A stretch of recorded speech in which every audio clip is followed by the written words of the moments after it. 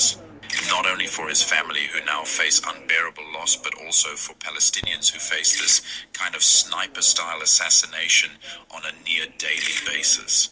What happened to Kirk in an instant is the grim reality Gazans endure constantly under Netanyahu's criminal war machine.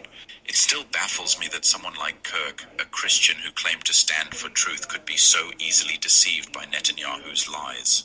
Yet towards the end of his life, cracks began to show in his once blind loyalty. Take a moment to like and share this video.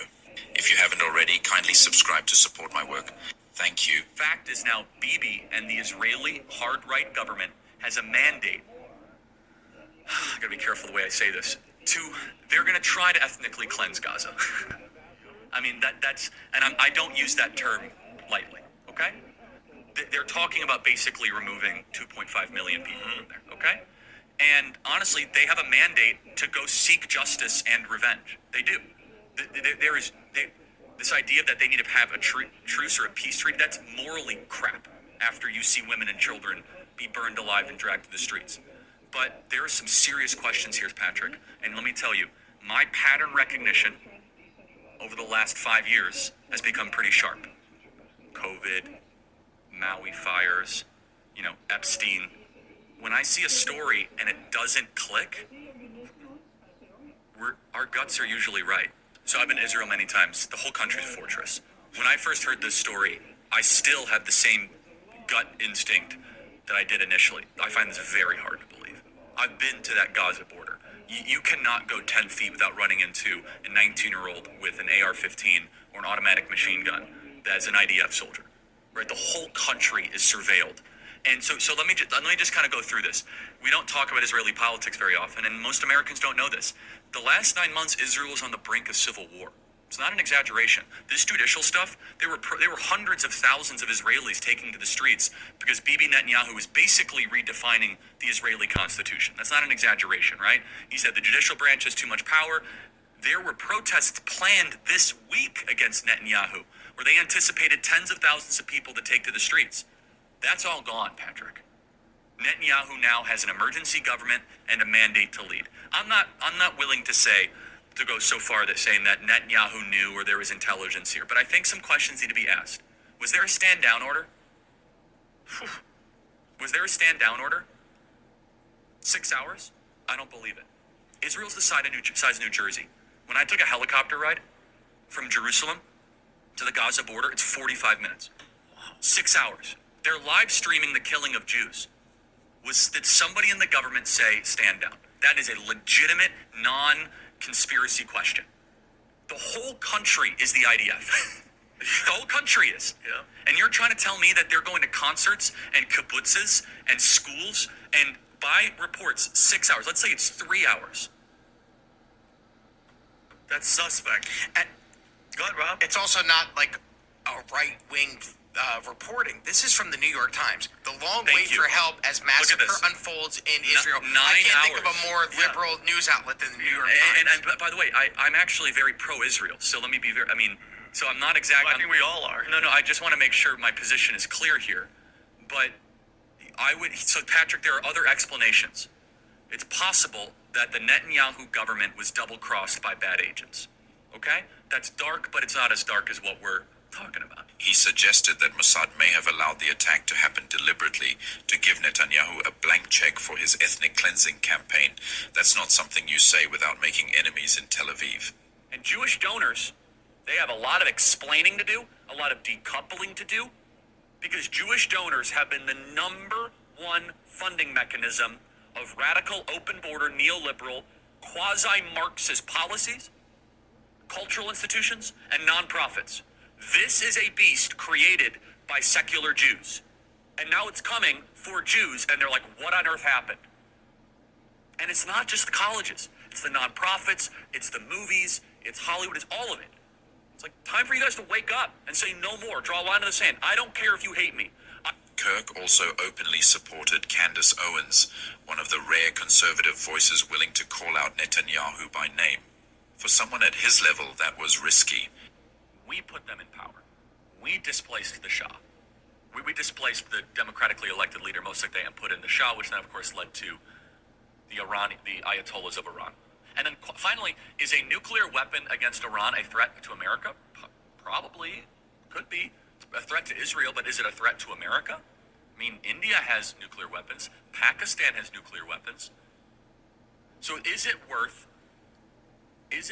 a potential another war with Iran? And the people that are, let's just say, advocates for preventing Iran from getting a nuclear weapon by all means necessary, they're the same architects that were perfectly fine with the Iraq War, the same designers of the Iraq War.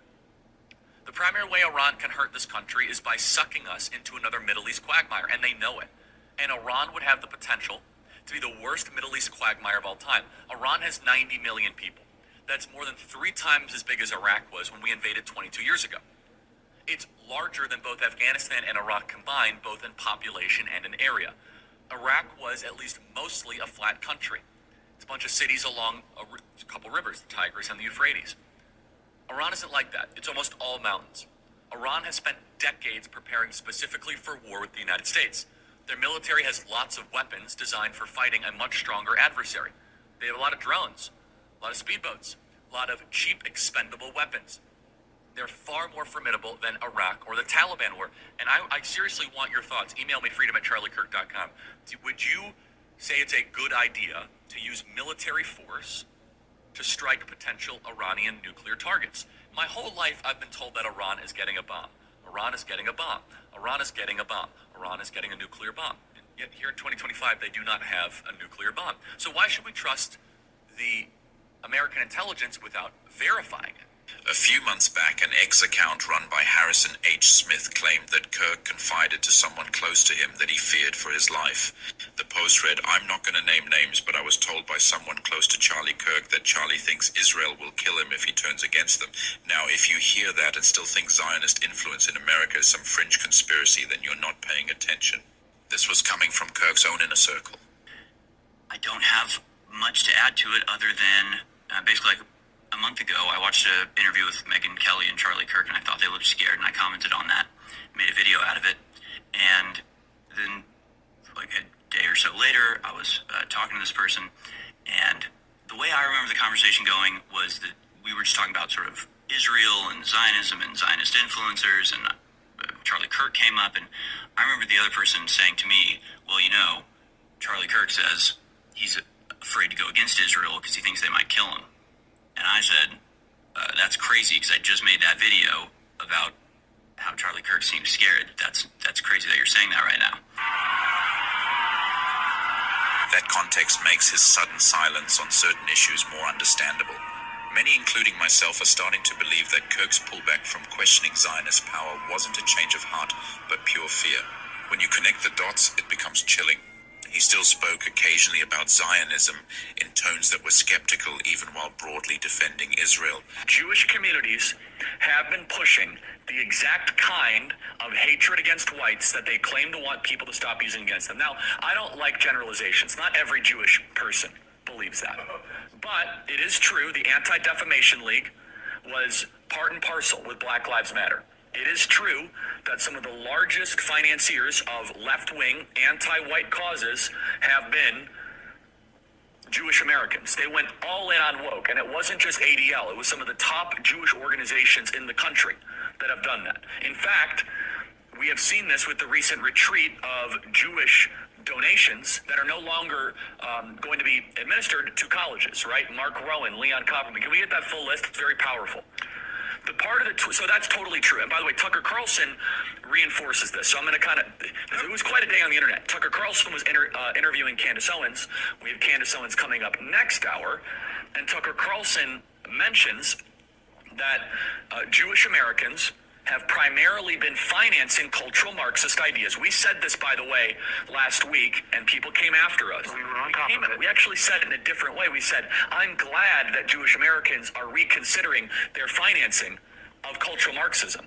And people misunderstood it intentionally and slandered us as being anti-Semites. But listen to this. Tucker Carlson is completely correct by saying this, that the philosophical foundation of anti-whiteness has been largely financed by Jewish donors in the country. And let's not pretend we haven't seen this before.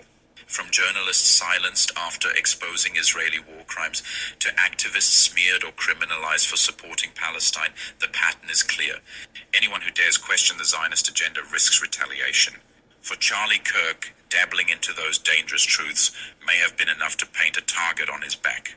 His death leaves haunting questions that Netanyahu's cryptic message only makes louder. Was this just another random act of violence, or was it a carefully calculated warning to anyone left, right, or center who dares to expose the lies propping up Israel's apartheid regime?